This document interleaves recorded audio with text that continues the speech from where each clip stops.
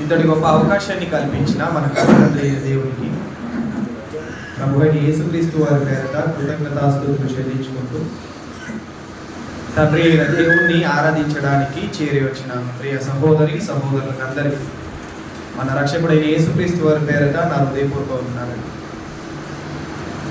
గత కొన్ని వారాలుగా మనం దేవుని రాజ్యమును గూర్చిన సత్యము అనే అంశాన్ని మనం ఆలోచిస్తున్నాం. దేవుని రాజ్యం అంటే ఏంటో, అలాగే ఆ రాజ్య నివాసులు ఎలా ఉండాలో, రాజ్య నివాసులు చేయవలసినది ఏంటో, వీటినన్నిటినీ కూడా క్రమంగా మనం ఆలోచించుకుంటూ వస్తున్నాం. ఆయన రాజ్య నివాసులమైతే మనం చేయవలసినది ఏంటో మనం ఎరగకయే మనం ఆయన రాజ్య నివాసులమని భావిస్తే మహాలోకమైన ఆ పరలోక రాజ్యంలోనికి మనం ప్రవేశించలేము. ఆయన నియమించిన ప్రకారంగానే ఎవరైతే నడుచుకుంటారో వారు మాత్రమే అందులోనికి ప్రవేశించగలరు. రాజ్య నివాసులుగా ఉన్న మనము నిజముగానే పరలోక రాజ్యంలోనికి ప్రవేశించే అంత అర్హత గలవారిగా మనం ఉన్నామో లేదో మనలను మనము చాలా అంటే చాలా జాగ్రత్తగా పరిశీలించుకోవాలి. ఎందుకు పరిశీలించుకోవాలి అంటే, ప్రాణం పోయిన తర్వాత మనము సరి చేసుకోవడానికి ఇంకేం మిగిలి ఉండదు. బ్రతికున్నప్పుడే ఏది సరి చేసుకోవాలన్నా, ఏది మార్చుకోవాలన్నా ఇప్పుడే చేసుకోవాలి. అందుకే సమయం ఉన్నప్పుడే దాన్ని సద్వినియోగం చేసుకొని మనలను మనం మార్చుకొని ఆయన రాజ్య నివాసులు చేయవలసిన కార్యక్రమాలను మనం చేపడితే అప్పుడు ఆయన రాజ్య నివాసులుగా మనం ఉండగలం. అయితే ఈ క్రమంలోనే ఆయన రాజ్య నివాసులుగా ఉండవలసిన వారందరూ కూడా ఒక గొప్ప పోరాటం చేసేవారిగా ఉండాలి. పోరాటము అది సహజ సిద్ధమైన పోరాటం కాదు, అది మనకును అనగా ఆత్మకును శరీరానికి మధ్య జరిగే ఒక పెద్ద పోరాటం. ఈ పోరాటం అనేది ఎప్పటి వరకు ఉంటుంది అంటే, ఒక సంవత్సరం మట్టుకు ఉండేది కాదు, 2 సంవత్సరాల మట్టుకు ఉండేది కాదు. మనం బ్రతికున్నంత వరకు ఈ శరీరానికి ఆత్మకు నిత్యము జరిగే పోరాటం. ఈ పోరాటంలో మనం ఎవరిని గెలిపించాలి అంటే మన ఆత్మనే గెలిపించాలి. మన ఆత్మను మనం గెలిపించాలి అంటే వాటికి ఉండే కోరికలను, అనగా శరీర కోరికలు ఎలాగైతే ఉన్నాయో ఆత్మకు కూడా కోరికలు ఉన్నాయి, ఆత్మకు కూడా ఆకలి ఉంటుంది, ఆత్మకు కూడా బాధ్యత అనేది ఉంటుంది. శరీరానికి ఎలాగైతే బాధ్యతలు ఉంటాయో, శరీరానికి ఎలాగైతే కోరికలు ఉంటాయో, శరీరానికి ఎలాగైతే ఆలోచనలు ఉంటాయో అలాగే ఆత్మ కూడా ఉంటాయన్న విషయాన్ని మనం గమనించాలి. అయితే మనము ఈ రెండిట్లో దేన్ని గెలిపించాలి అంటే ఆత్మని గెలిపించాలి. ఎందుకు ఆత్మని గెలిపించాలి అంటే, యేసుక్రీస్తు వారు చాలా స్పష్టంగా తెలియజేశారు, ఆత్మయే జీవింప చేయుచున్నది, శరీరం కేవలము నిష్ప్రయోజనమైన ఈ శరీరాన్ని మనము గెలిపించిన వారమైతే మనం ఆయన రాజ్య నివాసులము కాదు, ఆయన ఉన్న ఆ మహాలోకమైన పరలోకంలోని ప్రవేశించే అర్హులము కాదు. అందుకే నిత్యము జరిగే ఈ పోరాటంలో మనము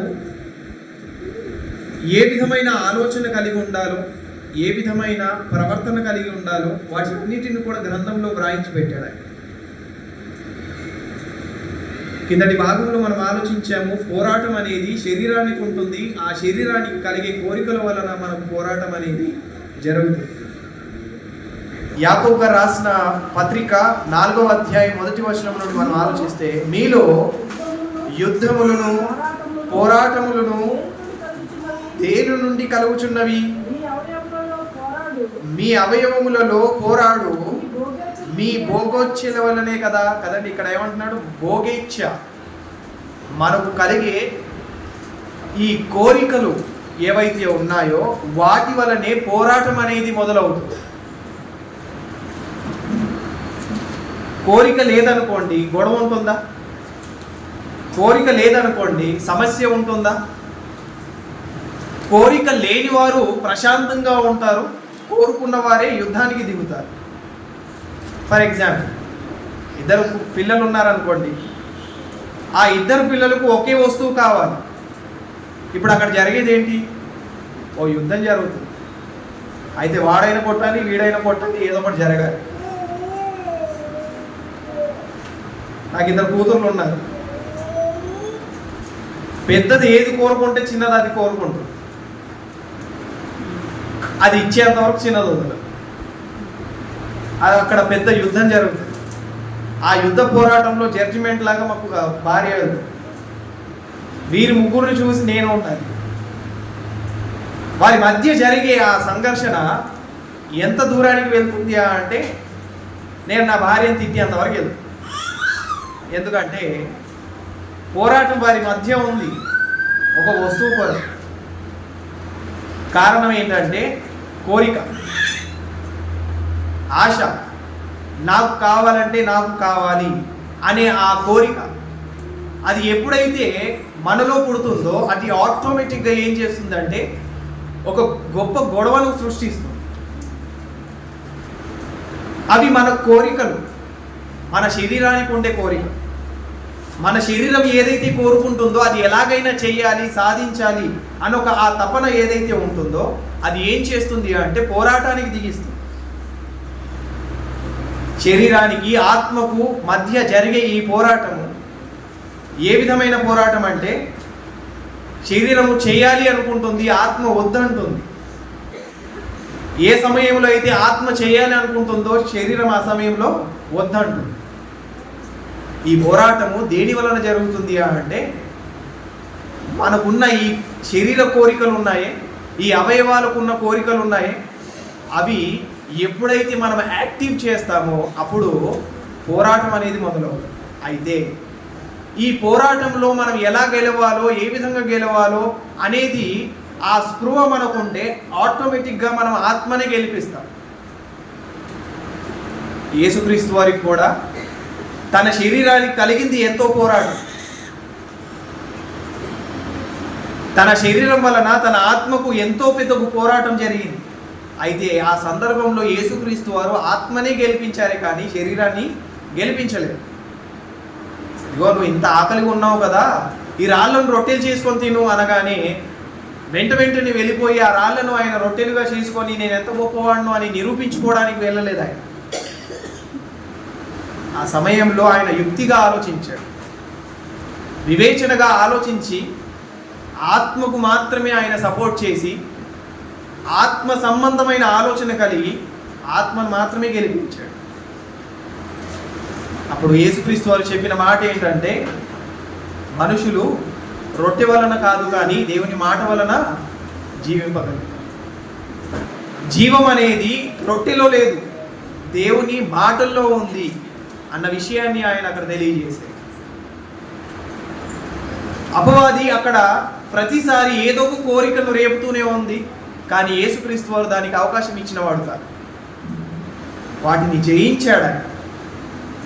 ఇక్కడ కూడా యాకోబు గారు అదే తెలియజేస్తున్నారు 4వ అధ్యాయం 1వ వచనం నుండి. మీలో యుద్ధములను పోరాటములను దేని నుండి కలుగుచున్నవి? అసలు దేని వలన మొదలవుతుంది ఈ యుద్ధము, పోరాటము?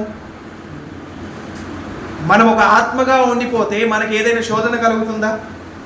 మనం ఒక ఆత్మగా ఉంటే మనకి ఏదైనా పోరాటం ఉంటుందా? మనం ఒక ఆత్మగా ఉంటే ఏదైనా సమస్య మనకు ఉంటుందా? లేదు. యేసుక్రీస్తు వారు ఆత్మగా ఉన్నప్పుడు ఆయన మీద ఎలాంటి నేరస్థాపన లేదు. యేసుక్రీస్తు వారు ఆత్మగా ఉన్నప్పుడు ఆయన మీద ఏ తప్పిదము కనపరచలేదు. ఎవరు కూడా ఆయన మీద ఎలాంటి నిందను మోపడానికి సిద్ధంగా లేరు. కానీ యేసుక్రీస్తు వారి మీద నిందను మోపడానికి ఎప్పుడు సిద్ధపడ్డారు? ఆయనను అవమానించడానికి ఎప్పుడు సిద్ధపడ్డారు అంటే శరీరాన్ని ధరించుకున్నప్పుడు. ఆయన శరీరాన్ని ధరించుకోక ముందు దేవుడిగానే ఉన్నాడు, ఆయన గొప్పవాడిగానే ఉన్నాడు. ఇశ్రాయేలీయులందరూ కూడా ఆయనను గొప్పగానే కొలుస్తున్నారు. కానీ ఎప్పుడైతే శరీరాన్ని ధరించుకొని భూమి మీదకి వచ్చాడో ఈ యేసే ఆ క్రీస్తు అని గమనించక ఆయనను ఎన్నో మాటలు అన్నారు, అవమానించారు, పిడిగుద్దులు గుద్దారు, ఉమ్మివేశారు. కారణం ఏంటంటే శరీరాన్ని ధరించుకున్నాడు ఆయన. ఈ శరీరానికి ఆత్మకు జరిగే ఈ గొప్ప పోరాటంలో ఆయన ఎన్నో అవమానాలు పడ్డాడు. కారణం ఏంటంటే ఆత్మను గెలిపించాలి అనేసి. మనలో యుద్ధాలు, పోరాటాలు దేని వలన కలుగుచున్నవి? మీ అవయవములలో పోరాడు మీ భోగేచ్ఛల వలనే కదా. మన అవయవాలలో భోగేచ్ఛలు ఉన్నాయి. ఒక్కొక్క అవయవానికి ఒక్కొక్క కోరిక. కన్ను అంటే చూడాలి చూడాలి చూడాలి. ఎవరైనా కళ్ళు మూసేస్తున్నారనుకోండి, అప్పుడు ఏం చేస్తాం మనం? కళ్ళు తెరుచుకోవాలని ఒక ఇంటెన్షన్తో మనం ఉంటాం. ఏదైనా సంఘర్షణ జరిగిందనుకోండి, ఏదైనా సందర్భం జరిగిందనుకోండి, మన కంటి ముందు ఏదైనా సన్నివేశం జరిగింది, అలాంటి టైంలో కళ్ళు మూసేస్తే మనం ఊరుకుంటామా? అది చూడాలని ఒక తపన. అది మంచి అయినా చెడు అయినా మన కన్ను అనేది ఏం చేయాలనుకుంటుంది అంటే చూడాలి చూడాలి చూడాలి అని ఒక ఆ తపన కలిగి ఉంటుంది. అయితే ఈ కన్నుకు మనము దేన్ని చూడడానికి పర్మిషన్ ఇవ్వాలో దాన్ని మాత్రమే చూడడానికి పర్మిషన్ ఇవ్వాలి. దేని పడితే దాన్ని చూడడానికి మనం పర్మిషన్ ఇచ్చాము అంటే పోరాటం మొదలవుతుంది.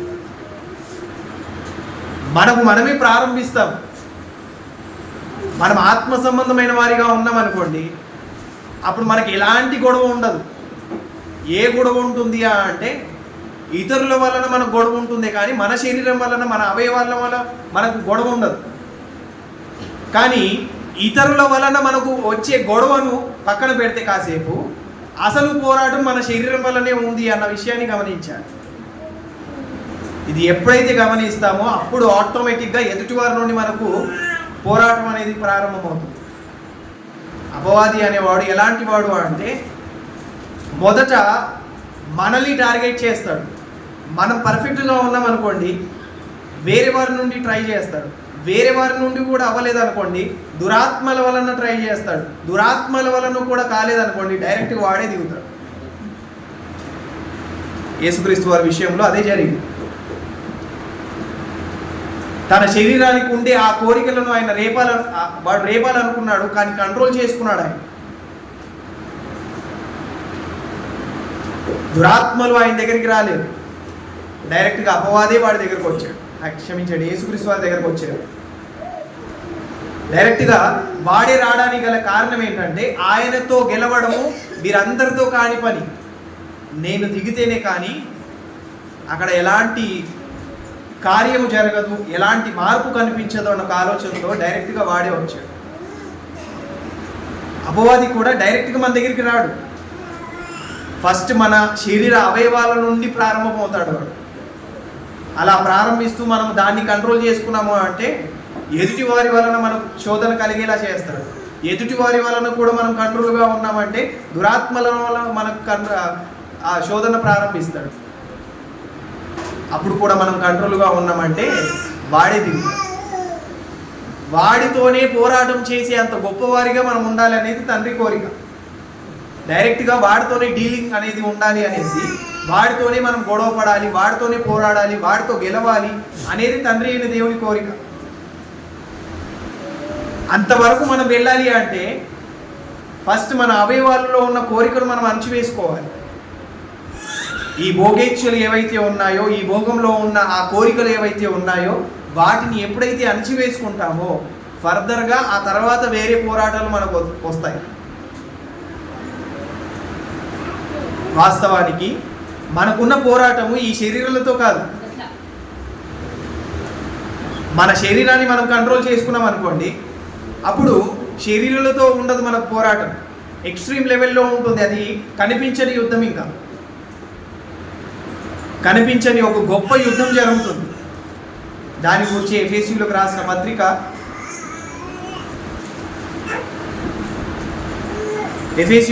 పత్రిక 6వ అధ్యాయము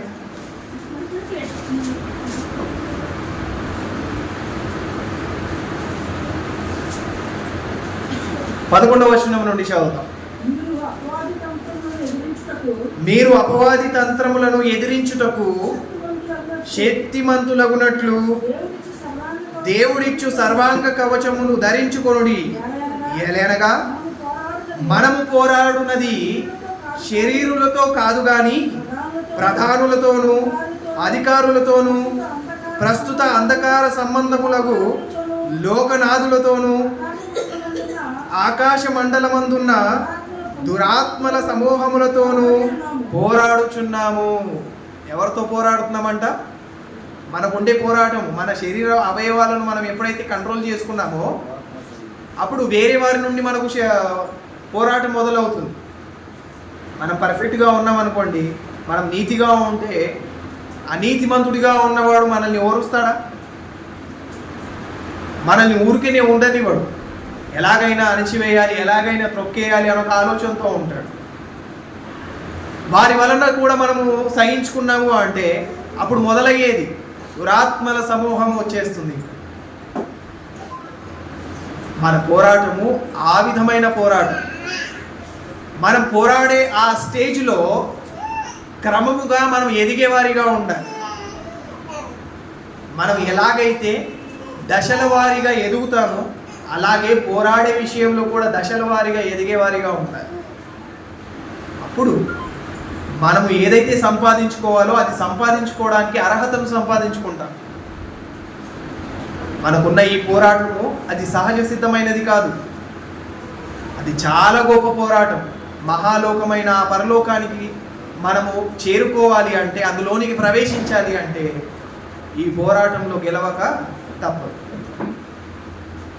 అందుకే యేసుక్రీస్తు వారు చాలా జాగ్రత్తగా ఉన్నారు తన శరీర విషయం. ఎక్కడ కూడా మైన్యూట్ మిస్టేక్ ఆయన చేయకపోవడానికి గల కారణం ఏంటంటే శరీరాన్ని ఆయన కంట్రోల్ చేసుకొని, తనకున్న కోరికలను కంట్రోల్ చేసుకొని దాన్ని అణిచివేసి ఆత్మకు మాత్రమే ఇంపార్టెన్స్ ఇచ్చాడు. ఇక్కడ విషయం ఏంటంటే ఆత్మను గూర్చి ఎప్పుడైతే ఆలోచించడం మానేస్తామో అప్పుడు ఆటోమేటిక్గా శరీర కోరికలు అనేవి మనలో మొదలవుతాం. శరీరానికి అవకాశం ఇవ్వడం మొదలు పెడుతూ ఉంటాం. శరీర కోరికలను తీర్చడానికి మనం అవకాశం ఇస్తూ ఉంటాం. ఆత్మ సంబంధమైన ఆలోచన మనలో లేకపోతే, ఆత్మ సంబంధమైన మనసు గలవారిగా మనం లేకపోతే ఈ పోరాటము నిత్యము కొనసాగుతూనే ఉంది. మన అవయవాలకున్న కోరికలనే మనం అణుచుకోలేకపోతున్నాము. మరి ఇతరులతో మనం ఎలా పోరాడగలము? ఇతరులతోనే మనం పోరాడలేకపోతున్నాము. దురాత్మ సమూహంతో మనం ఎలా పోరాడగలము? దురాత్మ సమూహములతోనే మనం పోరాడలేకపోతున్నాము. డైరెక్ట్గా అపవాదితోనే మనం ఎలా పోరాడగలము? అందుకే వాడి రేంజ్ వేరు, మన రేంజ్ వేరు. కానీ వాస్తవానికి వాడికంటే మనం గొప్పవారం. అది మనం గుర్తిస్తే ఆ రేంజ్కి మనం చేరగలం. వాడు మనకంటే గొప్పవాడిగా ఉండడానికి గల కారణం ఏంటంటే మనం అవకాశం ఇచ్చాం వాడికి. మనం ఎలక్షన్స్ పెట్టినప్పుడు వాడికే ఓటేసాం కదా. వాడికి ఓటేసి గద్దెనెక్కించింది ఎవరు? మనం. ఇప్పుడు మళ్ళీ తిట్టేది ఎవరిని? వాడినే తిడుతున్నాం. కానీ తప్పు చేసింది ఎవరు? మనం. ఇప్పుడు వాడి పొరపాటు ఏమైనా ఉందా? ఏం లేదు. పొరపాటు అంతా ఎవరిది? మనం అంటాము వాడు చెడ్డవాడు, వాడే సృష్టిస్తున్నాడు, వాడే చేస్తున్నాడు, వాడిది ఉంది ఓకే, కానీ మనది లేదా? అవకాశం ఇచ్చింది ఎవడి? వాడికి మనమే కదా ఇచ్చాము. మన అవయవాలలో కోరికను కలగజేసుకున్న దేవుడు మనమే కదా. మనకు ప్రతి ఒక్కరికి సహజ సిద్ధంగానే కోరికలను పెట్టాడు దేవుడు. ఆ కోరికలు ఎంతవరకు ఉండాలో అంతవరకు మనము దాన్ని మెయింటైన్ చేయాలి. అంతకు మించి మనము పర్మిషన్ ఇచ్చేసాము అంటే ఖచ్చితంగా అక్కడ గొడవే జరుగుతుంది. కామము అనేది ఒక కోరిక అండి. అది ఎవరితో పడితే వారితో ఉండడానికి కాదు. అది కేవలము ఎవరైతే పెళ్లి చేసుకున్నారో వారి భార్యతో మాత్రమే ఆ కామం అనే కోరికను తీర్చుకునే అవకాశం ఇచ్చాడు ఆయన. దాన్ని రెట్టింపుగా మనం ఆలోచించి వెళ్ళిపోయామంటే అప్పుడు వారి ఆలోచన ఏమవుతుంది అంటే భార్యకు కాకుండా ఇంక అందరికీ ఉంటుంది ఆ కోరిక. భార్య మీద కాక ఇంక అందరి మీద ఉంటుంది. అలాగే స్త్రీలు అంటే లిమిట్లో ఏదైతే ఉండాలో అంతవరకు ఉంచితే బాగుంటుంది, కానీ అంతకు మించి మనం ఇచ్చేసాము అంటే నిజంగానే మనం పోరాటంలో ఉన్నవారు. కానీ వాస్తవానికి మనకు యుద్ధం అనేది ఎవరితో ఉంది అంటే కదా ఇక్కడ తెలియజేస్తున్నాడు, శరీరాలతో కాదు మన యుద్ధం. మన యుద్ధం అనేది శరీరాలతో కాదు, కానీ మీరు శరీరాలతోనే యుద్ధం చేస్తున్నారు, ఇక్కడే ఆగిపోతున్నారు. కానీ ప్రాముఖ్యమైనది ఒక గొప్ప పోరాటం ఎవరితో చేయాలో వారితో చేయకుండా ఈ చిన్న చిన్న వాటి దగ్గర మీరు ఓడిపోతే అక్కడికి ఎలా చేరుకుంటారు అని తెలియజేస్తూ ఏమంటున్నారు ఆయన, శరీరాలతో కాదు కానీ ప్రధానులతోనూ అధికారులతోనూ ప్రస్తుత అంధకార సంబంధమైన లోకనాథులతోనూ ఆకాశ మండలమందున్న దురాత్మ సమూహములతోనూ పోరాడుచున్నాము. మన పోరాటము వారితో ఉంది. వారితో యుద్ధం చేసే అంత రేంజ్ గల వారిగా మనం ఉండాలి. ఆ కెపాసిటీని మనం సంపాదించుకోవాలి. కాబట్టి ఫస్ట్ ఆఫ్ ఆల్ మనం చేయాల్సినది ఏంటంటే మన అవయవాలకు ఉన్న కోరికలను అణిచివేసుకోవాలి. వాటి నుండి మొదలవుతుంది పోరాటం. పోరాటం అనేది ప్రతి ఒక్కరికి ఉంది. పోరాటం లేకుండా ఎవరు కూడా విజయాన్ని సంపాదించుకోలేరు. అయితే మనకున్న ఈ అవయవాలు ఏవైతే ఉన్నాయో అవి ఎవరి కొరకు ఉపయోగిస్తున్నాము, దేని కొరకు ఉపయోగిస్తున్నాము అని చాలా జాగ్రత్తగా ఆలోచిస్తేనే, చాలా జాగ్రత్తగా వాటిని ఉపయోగిస్తేనే అప్పుడు మన అవయవములను నీతి సాధకములుగా మనము ఉపయోగించుకోగలం. అందుకే పౌలు గారు తిమోతి గారికి రాసిన పత్రికలో తెలియజేస్తున్న మాట ఏంటి అంటే, ఇదిగో మంచి పోరాటము అన్న విషయాన్ని తెలియజేస్తారు అక్కడ. తిమోతి గారికి రాసిన 2వ పత్రిక 4వ అధ్యాయం 7వ వచనం. తిమోతి గారికి రాసిన 2వ పత్రిక 4వ అధ్యాయం 7వ వచనంలో, మంచి పోరాటము పోరాడితిని, నా పరుగు కడముట్టించి తిని, విశ్వాసమును నేను కాపాడుకొంటిని. ఏంటంట? మంచి పోరాటము పోరాడి తిని. మంచి పోరాటము అది సహజ సిద్ధమైన పోరాటం కాదు. మంచి పోరాటం నేను పోరాడాను. నా పరుగు ఏదైతే ఉందో నేను దాన్ని ఏం చేసుకున్నాను? కడముట్టించాను. కడ వరకు దాన్ని నిలుపుకున్నాను. అంటే ఈ పోరాటం అనేది ఎప్పటి వరకు ఉంటుంది అంటే కడ వరకు ఉంటుంది, చివరి వరకు ఉంటుంది. ఈ పోరాటం అనేది చివరి వరకు మనం కొనసాగించే వారిగా ఉండాలి. మంచి పోరాటముగా ఉండాలి అంటే కడ వరకు ఈ పోరాటంలో మనం నిలిచేవారిగా ఉంటాం. అప్పుడు మన విశ్వాసాన్ని మనం ఏం చేసుకోగలము? కాపాడుకోగలము. నా పరుగు నేను కడముట్టించాను, నా విశ్వాసాన్ని నేను కాపాడుకున్నాను. కారణం ఏంటంటే నేను ఉన్న ఈ పోరాటం, నేను చేసే ఆ పోరాటం ఏదైతే ఉందో అందులో నేను గట్టిగా నిక్కచ్చుగా నిలబడ్డాను. చిన్న చిన్న వాటికే మనం పడిపోతూ ఉంటాం. అలాంటి పెద్ద పెద్ద వాటి దగ్గర మనం నిలబడాలి, గెలవాలి అంటే చిన్న వాటిలోనే మనం గెలిస్తే కదా పెద్ద వాటిలో గెలవగలం. చిన్న రింగ్లోనే మనం ఓడిపోయాం, పెద్ద రింగ్లోకి మనం వెళ్ళామనుకోండి, అప్పుడు ఏం చేస్తారు? ఒకటే దెబ్బ నాకౌట్ చేస్తారు అంతే.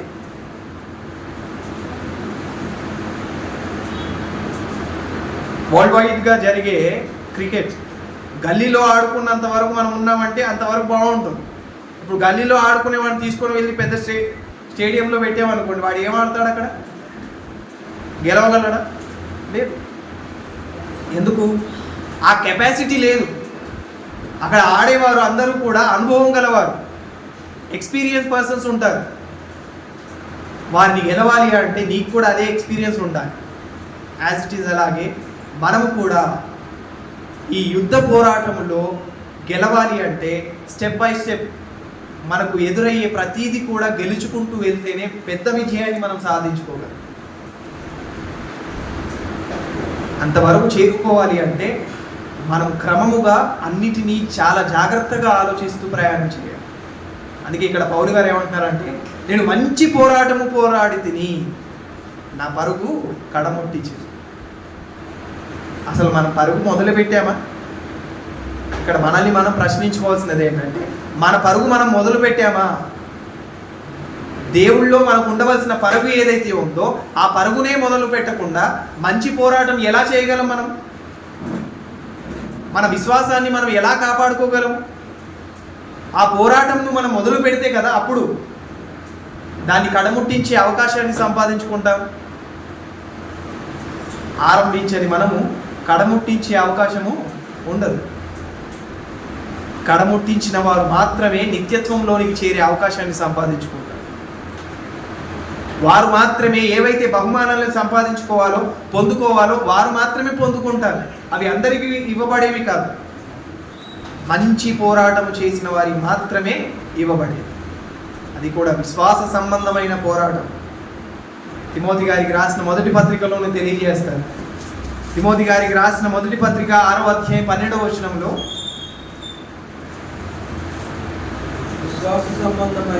విశ్వాస సంబంధమైన మంచి పోరాటము పోరాడము నిత్య జీవమును చేపట్టుము. దాన్ని పొందుటకు మీరు పిలువబడి అనేక సాక్షుల యొక్క మంచి ఒప్పుకోలు ఒప్పుకొంటివి. ఇక్కడ తిమోతి గారి గురించి మాట్లాడుతూ, ఇదిగో తిమోతి, నువ్వు చేయవలసినది ఏంటో తెలుసా? విశ్వాస సంబంధమైన మంచి పోరాటం నువ్వు చేయాలి. ఆ పోరాటంలో నువ్వు గెలవాలి.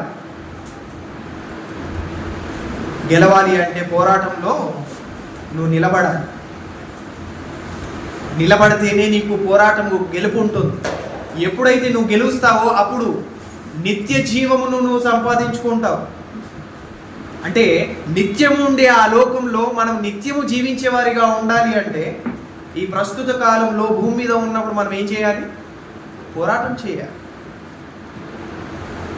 పోరాటం చేయకుండా నిత్యత్వంలోనికి మనం చేరుకోలేము. ఏ లోకం నుండి అయితే వచ్చామో ఆ లోకానికి తిరిగి చేరుకోవాలి అంటే మనకున్న ఈ పోరాటంలో మనం గెలవాలి. అపవాదిని ఓడించి మన కాళ్ళ క్రింద చితక త్రొక్కాలి. అప్పుడు కదా నిత్యత్వంలోనికి వెళ్ళే అవకాశాన్ని సంపాదించుకుంటాం. ఇక్కడ ఏమని చెప్తున్నారు తిమోతి గారికి? మరొకసారి చదువుదాం మాట. 12వ వచనం, విశ్వాస సంబంధమైన మంచి పోరాటము పోరాడుము, నిత్య జీవమును చేపట్టుము. దాన్ని పొందుటకు నీవు పిలువబడి, అంటే మనం పిలువబడినదే ఎందుకంట? మనం పిలువబడినదే ఎందుకు? నిత్య జీవమును పొందుకోవడానికి. మరి నిత్య జీవమును పొందుకోవాలి అంటే ఏం చేయాలి? మంచి పోరాటము, విశ్వాస సంబంధమైన మంచి పోరాటం చేస్తేనే అప్పుడు నిత్యత్వంలోనికి చేరే అవకాశం మనకు ఉంటుంది. అందుకే పిలువబడ్డామని. పిలువబడిన మనము ఎందుకు పిలువబడ్డాము ఎరగకుండా కేవలము జీవించుచున్నామన్న పేరు మాత్రమే. కానీ మనం మృతులుగా ఉంటే ప్రయోజనం ఏంటి? ఆ పిలుపునకు లోబడిన వారము కాదు మనం. కాబట్టి మనం ఆలోచించవలసిన ప్రాముఖ్యమైనది ఏంటి అంటే నిత్యత్వంలోనికి చేరుకోవాలంటే విశ్వాస సంబంధమైన మంచి పోరాటం చేయాలి. అనేకుల ఎదుట ఆయన సాక్ష్యం పొందుకున్నారు తిమోతి గారు. అనేకుల ఎదుట ఆయన ఏం చేశారు? మంచి సాక్ష్యాన్ని సంపాదించుకున్నారు. మంచి ఒప్పుకోలును ఒప్పుకున్నాడు ఆయన. మనం కూడా అలాంటి పోరాటం చేసి మంచి ఒప్పుకోలును ఒప్పుకోవాలి.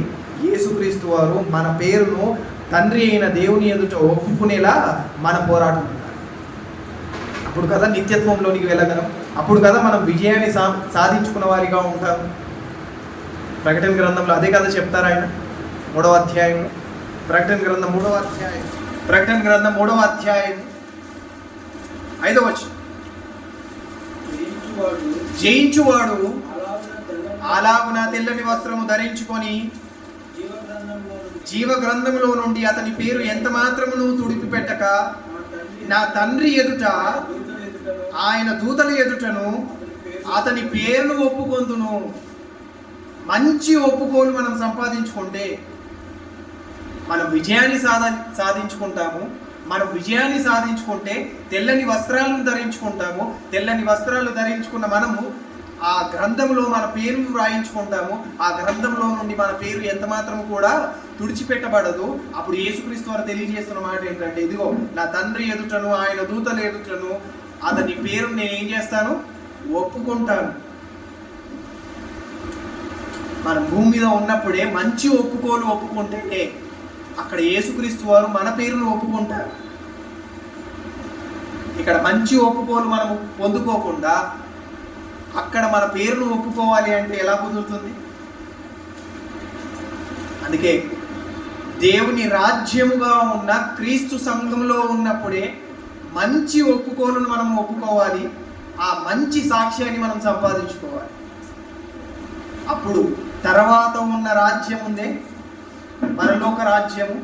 ఆ పరలోక రాజ్యములో యేసుక్రీస్తు వారు ఏం చేస్తారంటే తండ్రి ఎదుటను ఆయన దూతల ఎదుటను మన పేరును ఒప్పుకుంటారు. అంతవరకు మనం చేరాలి అంటే ఇంత గొప్ప పోరాటం ఉంది మనకు. ఇంత గొప్ప పోరాటాన్ని మనం పెట్టుకొని మనకి ఏం సంబంధం లేనట్టుగా మనం ఉన్నామనుకోండి, ప్రయోజనం ఏంటి? అందుకే చాలా జాగ్రత్తగా ఉండాలి పోరాట విషయం. స్టెప్ బై స్టెప్ ఏవైతే పోరాటాలు ఉన్నాయో వాటిని అన్నిటినీ ముగించుకోవాలి, విజయాన్ని సంపాదించుకోవాలి. అప్పుడు మనకు కలిగేది ఏంటో తెలుసా? ఇక్కడ చెప్తున్నాడు, ఒక గొప్ప అవకాశం చెప్తున్నాడు ఆయన. భవిష్యత్తు కాలాన్ని గురించి చెప్తున్నాడు. ఇదిగో నేను అతని పేరును ఒప్పుకుంటాను తండ్రి ఎదుట. ఇతడు నేను జయించినట్టుగానే జయించిన వాడు, అన్ని పోరాటాలలో జయించిన వాడు, గొప్పవాడు అనేసి నేను ఒప్పుకుంటాను. అంతకంటే ఇంకేం కావాలండి? మనం తండ్రి ఎదుట మన పేరును ఒప్పుకునే అంతగా. సహజంగానే మనము ఏ సీఎం దగ్గరనో ఏ పిఎం దగ్గరనో మన పేరు చెప్పారనుకోండి ఎవరైనా, అప్పుడు ఎలా ఫీల్ అవుతాం మనం? బా నేను ఎంతో గొప్పవాడిని, అసలు మీ పేరు ఎవరికైనా తెలుసా? నా పేరు పిఎం తెలుసు, ఇప్పుడు సీఎం తెలుసా అన్నట్టు చెప్పుకుంటాం. మన పేరు వాడి దగ్గరికి వెళ్తేనే. అలాంటిది రాజులందరికీ రాజుగా ఉన్న యేసుక్రీస్తు వారు ఆ మహాలోకమైన పరలోకంలో తండ్రి అయిన దేవుని ఎదుట మన పేరును ఒప్పుకుంటే మనం ఎంత గొప్పవారం! ఇంకా అంతకంటే ఇంకేం కావాలండి మనం? అందుకు కదా మనం పిలువబడ్డాము, అది సంపాదించుకోవడానికి కదా మనం పిలువబడ్డాము. కాబట్టి అది మనం సంపాదించుకోవాలి. సంపాదించుకోవాలంటే అది ఊరికేనే వచ్చేది కాదు. పెట్టబడిన పరీక్షను, పెట్టబడిన ఆ పోరాటంను మనం గెలిచినప్పుడే, మనము నమ్మకమైన వారమని నిరూపించుకున్నప్పుడే మనము ఆ పేరును ఒప్పుకునే అంత స్థాయికి వెళ్తాం. కాబట్టి చాలా జాగ్రత్తగా ఉండాలి. తలాంతు ఇచ్చిన విషయంలో ఆ ఉపమాన రీతిలో అదే చెప్తారు కదండి ఆయన. 5 తలాంతులు గలవాడు 5 తలాంతులు తీసుకొని దాన్ని రెట్టింపు చేశాడు. 2 తలాంతులు గలవాడు 2 తీసుకొని దాన్ని రెట్టింపు చేశాడు. 1 తలాంతు గలవాడు తీసుకొని వెళ్ళి భూమిలో పాతేశాడు. అప్పుడు ఆ సందర్భంలో యజమాని ఏమన్నాడో తెలుసా? అలా నమ్మకమైన మంచి దాసుడా అని 5 తలాంతులు తీసుకున్న వ్యక్తి విషయాలు అన్నాడు. అలా అన్న తర్వాత మరొక ఆఫర్ ఇచ్చాడు ఆయన, ఒక గొప్ప భాగ్యం ఇచ్చాడు. ఏంటో చూద్దాం. మత్తయి సువార్త 25వ అధ్యాయము 21వ వచనం నుండి సందర్భం ఉంటుంది. మత్తయి సువార్త 25వ అధ్యాయము.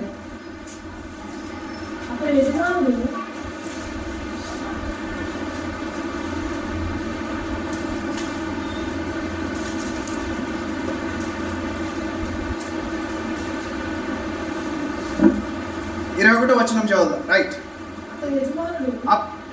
అతని యజమానుడు, అలా నమ్మకమైన మంచి దాసుడా, నీవు ఈ కొంచెములో నమ్మకముగా ఉంటివి, నిన్ను అనేకమైన వాటి మీద నియమించెదను, నీ యజమాని సంతోషముతో పాలు పొందుమని అతనితో చెప్పాను.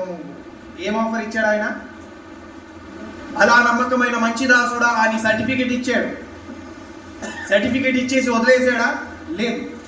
ఇదిగో ఈ కొంచెం విషయంలో నువ్వు నమ్మకంగా ఉన్నావు కాబట్టి నీ నమ్మకం విషయం నేను అతిశయిస్తున్నాను. అందులో బట్టి నేను ఏదైతే స్థానంలో ఉంటానో ఆ స్థానంలో నువ్వు కూడా ఉండేలా అవకాశం ఇస్తున్నాను. నేను ఏదైతే సంతోషాన్ని పొందుకుంటున్నానో ఆ సంతోషంలో నువ్వు కూడా పాల్పొందు. నేను అనేకమైన వాటి మీద నియమిస్తున్నాను, అనేకమైన వాటి మీద అధికారాన్ని ఇస్తున్నాను. ఇది ఎప్పుడు పొందుకుంటామో తెలుసా? భవిష్యత్తు కాలంలో మనం పొందుకుంటాం. అది మనం భవిష్యత్తు కాలంలో పొందుకోవాలి అంటే మంచి పోరాటం చేయాలి కదా. విశ్వాస సంబంధమైన మంచి పోరాటం చేస్తేనే కదా భవిష్యత్తు కాలంలో మనం ఆ బహుమానాన్ని సంపాదించుకుంటాం, ఆ ఆశీర్వాదాన్ని సంపాదించుకుంటాం.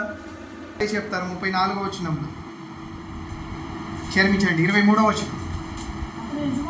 అతని యజమానుడు అలా నమ్మకమైన మంచి దాసుడా, ఈ కొంచెం విషయములో నమ్మకముగా ఉంటివి, నిన్ను అనేకమైన వాటి మీద నియమించదను, నీ యజమాను సంతోషములో పాలు పొందుమని అతనితో చెప్పాను. వీరిద్దరికీ ఆ అవకాశం ఇచ్చాడు ఆయన. ఎందుకో తెలుసా? నమ్మకంగా ఉన్నారు. ఇవ్వబడిన పరీక్షలో వారు గెలిచారు, పెట్టబడిన పోరాటంలో వారు గెలిచారు. గెలిచినందుకు నమ్మకాన్ని సంపాదించుకున్నారు. ఆ నమ్మకాన్ని బట్టి ఆయన ఏం చేశాడంటే, ఇదిగో నా సంతోషంలో మీరు కూడా పాలిభాగస్తులు అయి ఉండాలి, అది కాక మిమ్మల్ని నేను అనేకమైన వాటి మీద నియమిస్తున్నాను. అధికారం గలవారిగా ఉంటాం మనం, జయించిన వారమై. మొట్టమొదటిగా మనం పొందుకునేది ఏంటి అంటే, భవిష్యత్తు కాలంలో యేసుక్రీస్తు వారి ద్వారా మనము తండ్రి అయిన దేవుని ఎదుట మనం పేరును ఒప్పుకునే ఆ అవకాశాన్ని సంపాదించుకుంటాము. అలాగే ఆ యజమాని ద్వారా మనం ఏం చేసుకుంటామంటే అధికారాన్ని, ఆధిక్యతను మనం పొందుకుంటాం. ఆయన సంతోషంలో మనము కూడా పాలు పొందే అవకాశాన్ని సంపాదించుకుంటాం. అది పరలోక రాజ్యంలో మనం పొందుకునేది.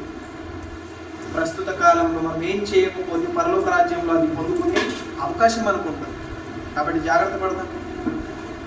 ఈ పోరాటంలో మనకు విజయాన్ని ఎలా సాధించుకోవాలో అలా సాధించుకోవడానికి మనం పోరాడు. వాక్యం అనే ఈ వెలుగును మనకు ఆయన ఇచ్చాడు. వాక్యంలో ప్రతి విషయాన్ని వ్రాయించి పెట్టాడు. దాన్ని ఎలా గెలవాలో, ఏ విధంగా దాన్ని మనం సంపాదించుకోవాలో క్రమంగా వాటిని వ్రాయించి పెట్టాడు. అవి తెలుసుకొని ఆ ప్రకారంగా జీవించి మహాలోకమైన ఆ పరలోకానికి చేరుకోవడమే మనకున్న ఒక గొప్ప పిలుపు. ఆ పిలుపులకు లోబడి మనం జీవిస్తేనే మనం గొప్పవారు. లేదంటే ఆ ఒక తలాంతు తీసుకొని వెళ్ళిన వాడి వ్యక్తి యొక్క స్థితి ఎలాగైతే ఉందో అదే స్థితి మనకు భవిష్యత్తులో జరిగింది. సోమరివైన చెడ్డదాసుడా అన్న ఆ సర్టిఫికేట్ సంపాదించుకున్నాడు. ఎవరు? ఒక తలాంతు తీసుకొని వెళ్ళి భూమిలో పాతేసాడే ఆ వ్యక్తి. మరి ఆ వ్యక్తికి జరిగినది ఏంటి సన్మానం అంటే, వెలుపటి చీకటిలోనికి త్రోసివేయండి, అక్కడ అగ్ని ఆరదు, పురుగు చావు. జాగ్రత్త పడతాం. మనకున్న ఈ పోరాటంలో మనం పొందుకోవాల్సినవి చాలా ఉన్నాయి. మనకున్న ఈ బహుమానాలు ఏవైతే ఉన్నాయో అవి భవిష్యత్తు కాలంలో ఏవేవి పొందుకోవాలో మరికొన్ని తర్వాయి భాగంలో మనము తెలుసుకోవడానికి ప్రయత్నం చేయాలి. అందరికీ